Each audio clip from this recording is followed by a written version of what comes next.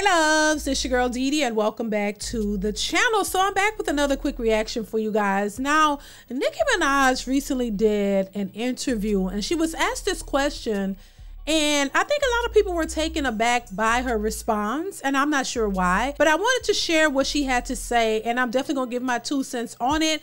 And I want you guys to chime in the comments and let me know what you think of what she had to say and how she responded, and if you agree or disagree with her take. So I'm gonna stop talking. Let's go ahead and get into the video. Here we go. Do you think we will ever have real, true, with all the black powerhouses like yourself that we have, we will ever true have real unity amongst our people? Who are our people? Do we have unity amongst human beings?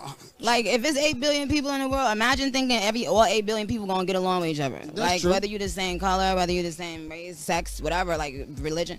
Ain't nobody gonna always get along with everybody. When you come to work, I used to be a waitress, okay? Okay.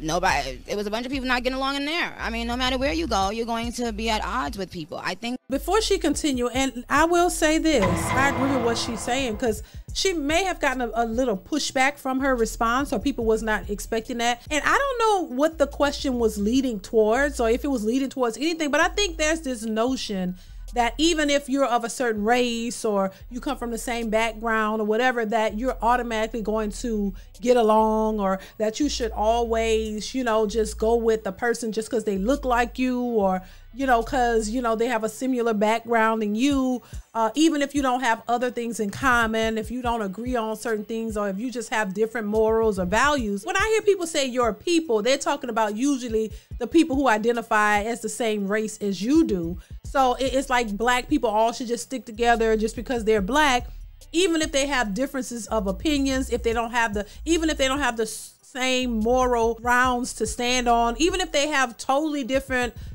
views on everything, just because you have the same skin tone, that those are somehow your people and that's who you're just supposed to go with, and that's just that. When a lot of times that gets you into trouble, you know what I mean? You gotta start, you know, when you say our people, I think that there's always gonna be division, because people, like she said, just don't get along. And you can't force it. You can't force people to get along who just aren't gonna get along, no matter if they're similar in skin tone or not.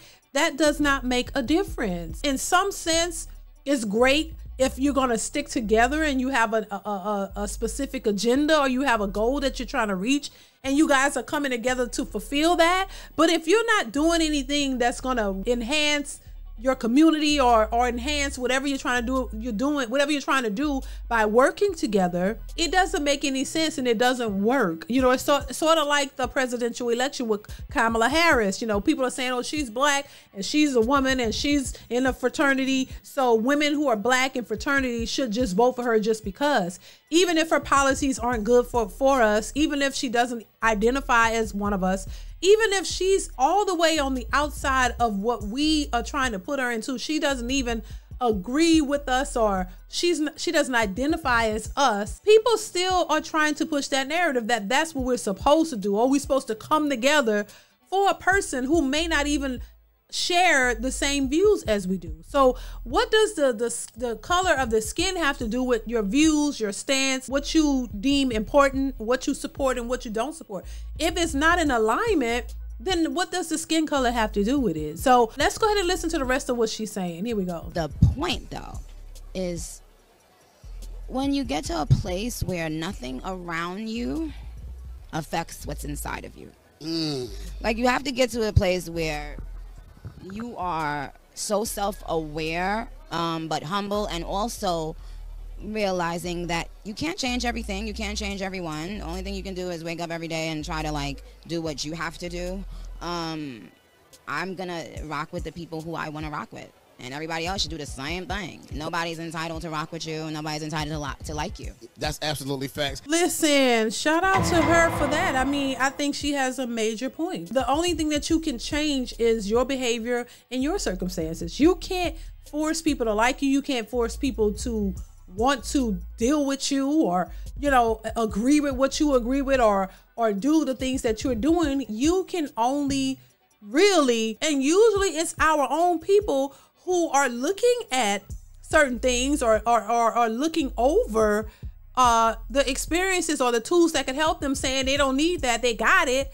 So it's like, okay, at what point do you just focus on yourself? Because you realize people don't want to hear the truth. People don't want to, they don't want to be guided. They don't want to hear, they want to hear the negativity. They want to hear the stuff that is not really benefiting them. They want to gravitate to, you know, hip hop culture and 304 culture and other things that don't really benefit them. They want to focus on that. They don't want to focus on things that you have to say, even if it's beneficial, even if you look like them, if it's something that's positive and would require you to put the effort in and the work. A lot of people don't want to hear it. They don't want to do it because people want everything easy. So they stick to the things that are easy, and it really doesn't benefit them. So the only thing you could really do is do what's necessary for you and your family, benefit from what you've learned, use the skills that you've learned or the skills that were given to you and apply them to your life and your family's lives.